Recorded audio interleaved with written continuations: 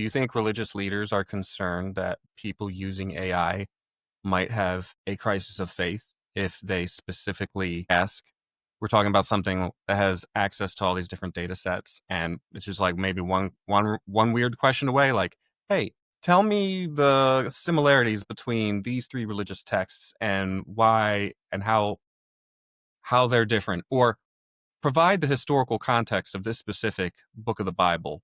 I know that that's been one that can really get a lot, Hmm. the one that can create a lot of questions, because what is it? I think it's the book of Judges, or maybe it's Ezekiel, where there's a lot of prophecies, right? Hmm. And some of them are considered to have implications way down the line from as far as time and space go.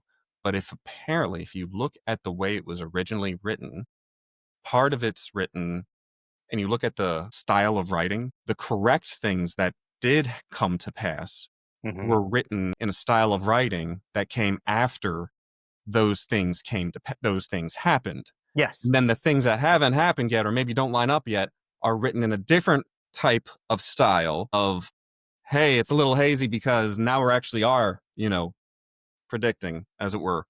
So do you think there is any concern from religious leadership that people will use this tool and it could, from their perspective, lead them away, Yeah, accelerate that kind of thing? I feel like there's already kind of a movement to kind of separate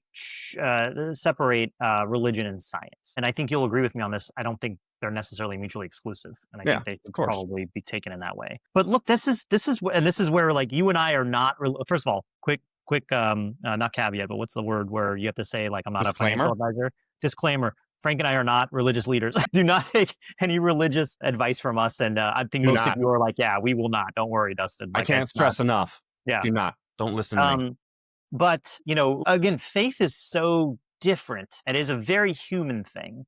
And it's not something that easily translates into ones and zeros. It's not something that easily translates into something that AI would be able to understand. And there I am anthropomorphizing AI even more by saying that it can understand something. It can't. It's just a computer program. That's all it is that we're talking about here. And so to think that it could understand something like it doesn't understand love, it doesn't understand fear, it doesn't understand human emotions, and faith is, I guess, kind of maybe above human emotion. I'm sure my wife is, if she ever listens to this, she'll scream because she's a psychologist and there's probably a term that I'm not saying correctly here.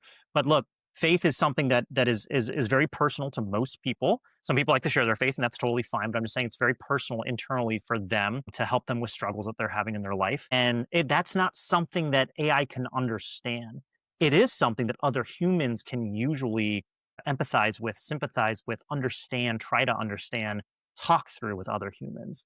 And so that's not something this is going to be able to replace yet. AI as we know it today will not be able to replace that. And so I hope that clergy knows that. I hope that the Vatican understands that. Like, but I do understand their concern because there are people who are moving over to it, and I'm sure that is a concern of theirs that it's like, oh well, this is going to either replace us, and it might replace God as well. But we've seen this so many times throughout history where the church thinks that technology is going to replace God, and it hasn't yet, right? So past behavior predicts future behavior. AI is probably not going to replace God.